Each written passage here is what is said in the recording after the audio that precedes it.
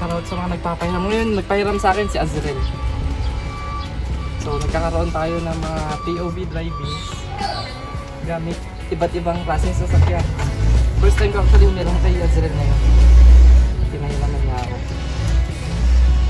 Check natin kung anong klaseng Grandia to.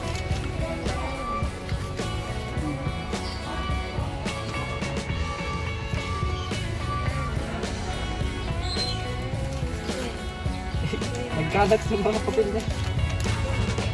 Ayun, no RCR.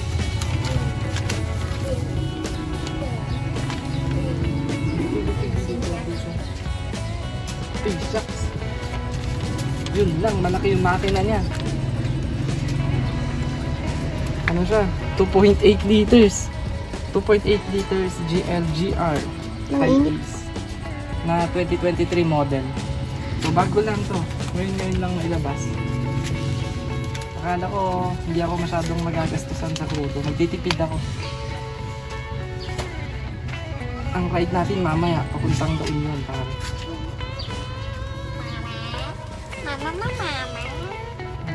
Mama. Ito tayo sa likod, set up ko yung camera. Para ready ng POV naman.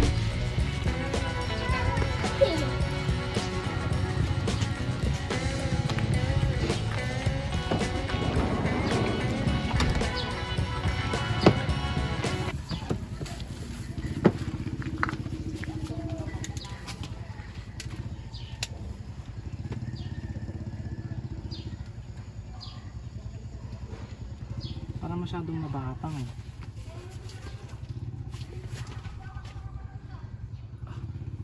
Ganyan lang yung setup ko pang POV. GoPro Hero Stick, tsaka ito, para cellphone holder na lang to.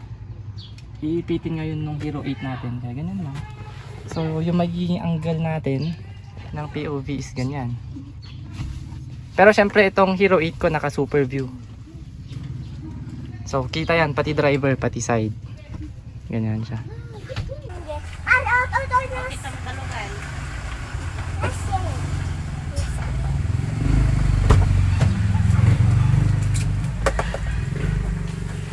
Wala na siguro nakalimutan mo, no? Hopefully.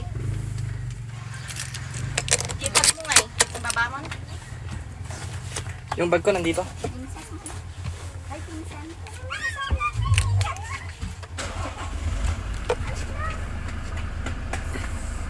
Uy, namatay yung head unit ko. Pia, huwag kaya. Don't tell me, itong head unit na to pag nabababad ayaw din mag-on. Baka parehas sa Montero natin. Talagang maiwan ka. Maiwan ka talaga.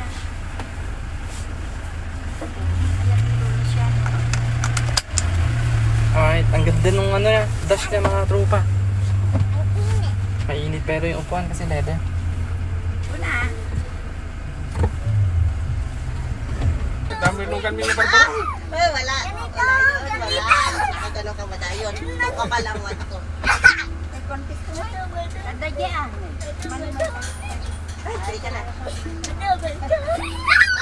Wala. May alis na ako, pang-close na yung hinihintay na ako ni Sir Victor. You go down. Let's go na. Kung nabatim ah. Oo. Pa ano nga, pa Yung eyeglass mo nga, nakuha mo? eyeglass. Ayoko nandito. May pa-check nga yung atras pa ako konti kasi nakatutok ako dito. Atras ka pa. Oo, senyasan mo ako.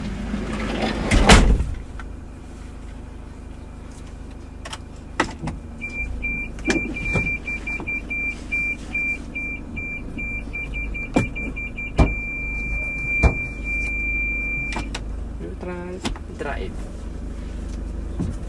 Ito kahit binibitawan mo lang yung preno. Bye-bye, alis na ako.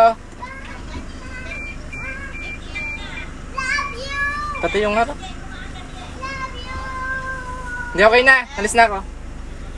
Pati yung harap, may sensor mga pare.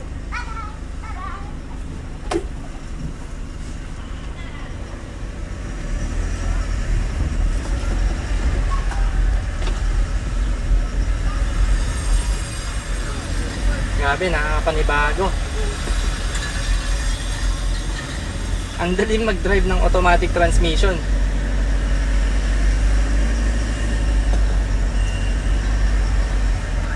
Hindi mo na iisipin yung mabibitin ka bigla eh. Yung mapapa-atras-atras ka.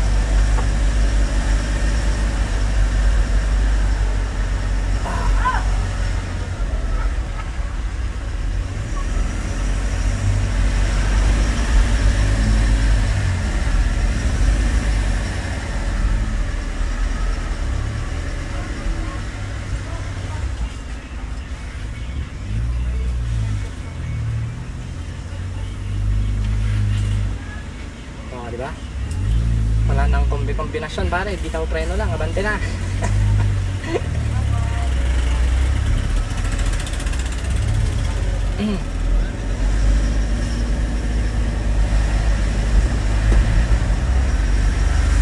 Comparing sa makina nung Montero natin, mas malakas to, 2.8 to eh. Montero natin 2.4, pero di turbo si Montero. Ito hindi ko lang sigurado, ngayon ko lang to nahawakan.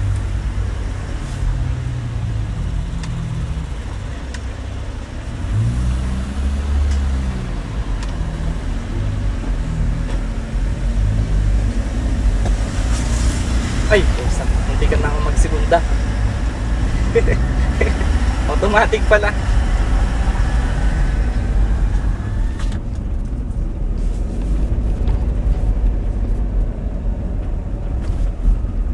Ang gaan namang imaneho nito. Napakadali pare.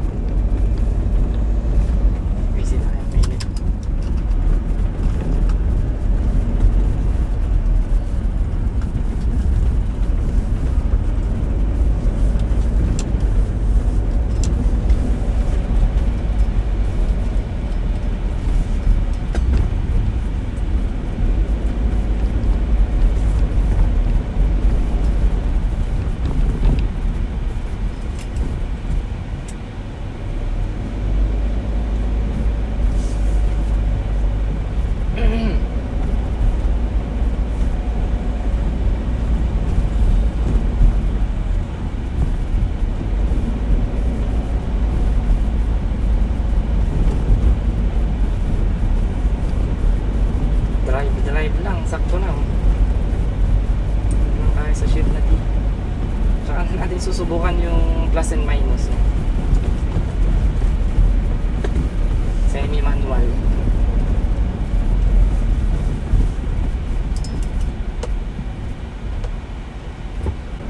Napaka-smooth nung shifting niya.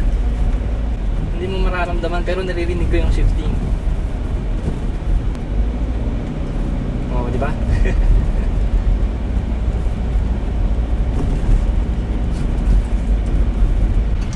Full charge na yung mga battery.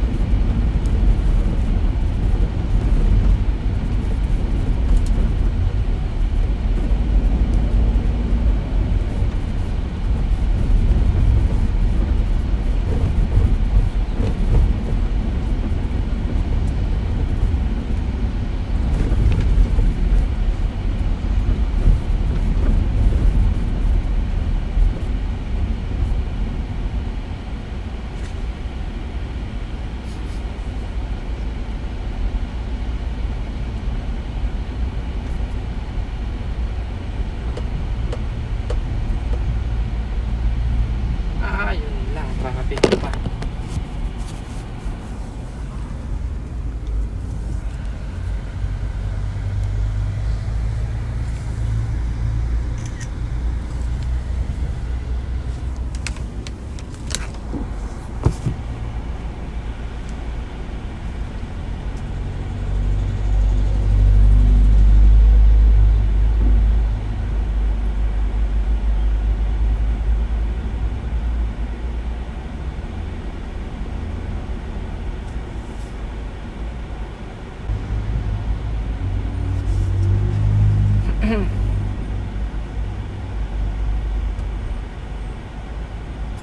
Ito pa lang yata yung pinakaunang POV natin na matic transmission, no?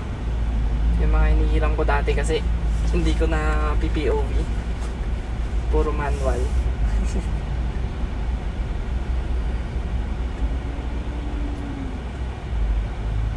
Suggest ko para sa mga lately lang matututo mag-drive. Yung kunwari nasa around 30s ka na, yan. Mga uncle tsaka auntie na kayo. I suggest kung mag-aaral kayo mag-drive, pili na lang kayo ng automatic transmission. CVT. Hindi nyo naiisipin yung clutch. Abante preno, ganoon na lang kayo. Tsaka syempre, tansyahan sa Monebella, yun na lang yung pa-practice.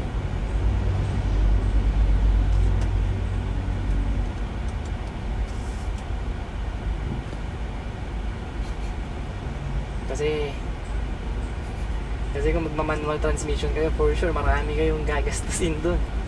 Meron at merong masisira. Transmission, clutch, mare-repair kit kayo. For sure, meron din yung time na mabibigla-bigla yung sasakyan, may itatama, ganyan. Lalo sa incline, tapos naka-manual transmission ka. Mahirap yun pare, para sa mga baguhan.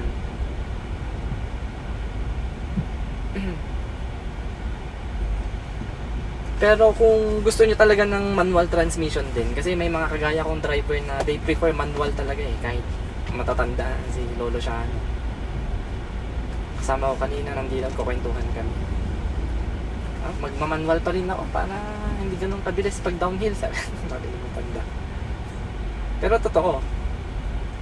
Anyway, dito naman sa manual transmission, pwede ka pa rin naman mag-add tsaka magbawas ng shift.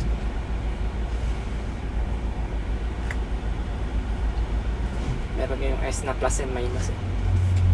Sabi ni Azrael pala, itong Grandia na to, GLGR High Ace Grandia GLGR.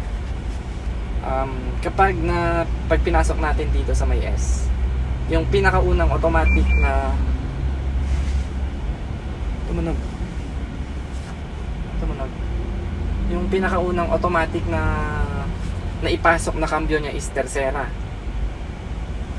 Hindi naka-indicate dito yung hindi naka-neutral pala ako, traffic. Tercera na agad yun, so tsaka na tayo magbabawas kapag pababa sa segunda ka, ganyan. Buti na sabi niya Zilel, hindi ko alam. Akala ko kapag pinasok mo dito sa S eh, akala ko Pelmera agad eh. Tercera pala agad.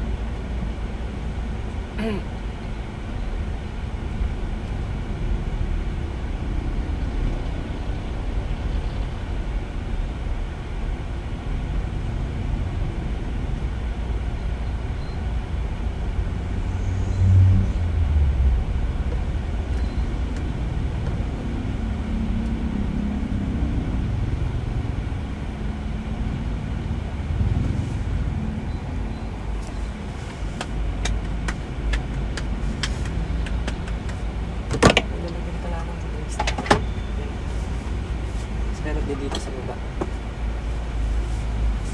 Yes.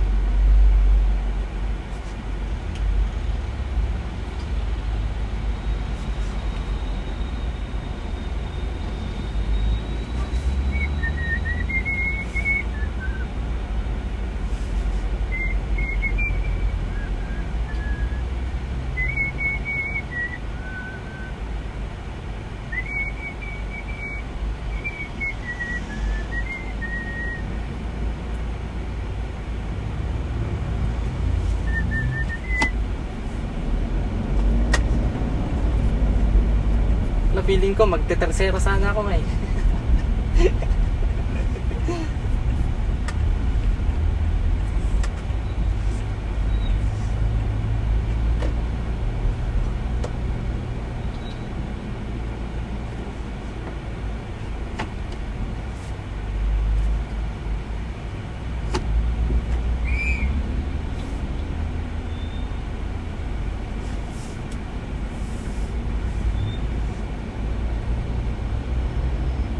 Advantage naman ng mga manual transmission drivers.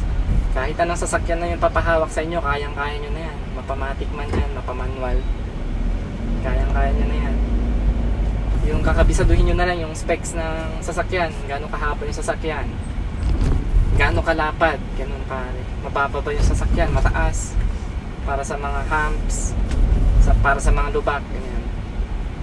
Pero all in all, mas skilled pa rin talaga. Hindi sa dinodominate ko yung mga manual transmission drivers pero mas skillful talaga kapag manual transmission driver.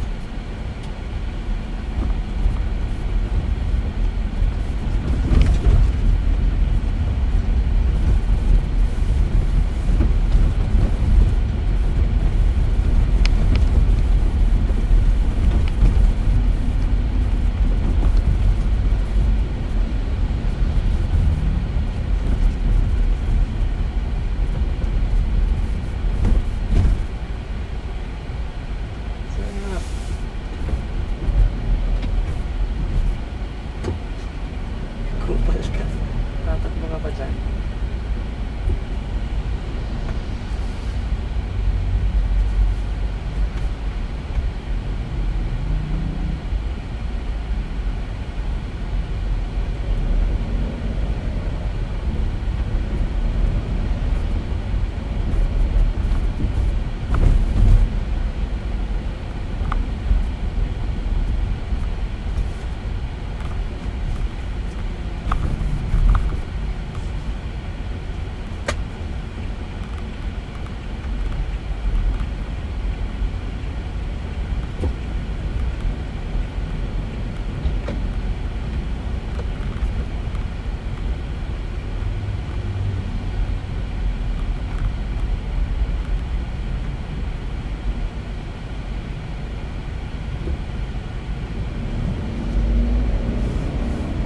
Tercera. Cuarta.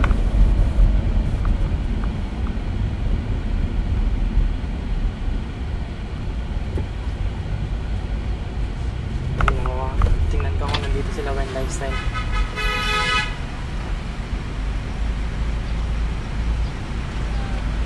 Saan sa JNCY pala?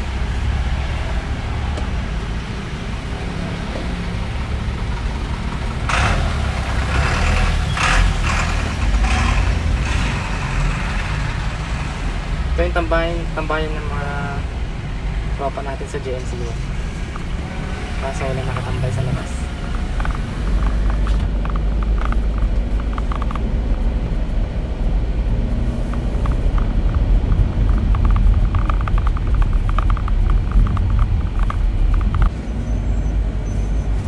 Feeling ko talaga pag-arangkada ako, magsisigunda ako, tersera ako. Maya masasanay na rin ako.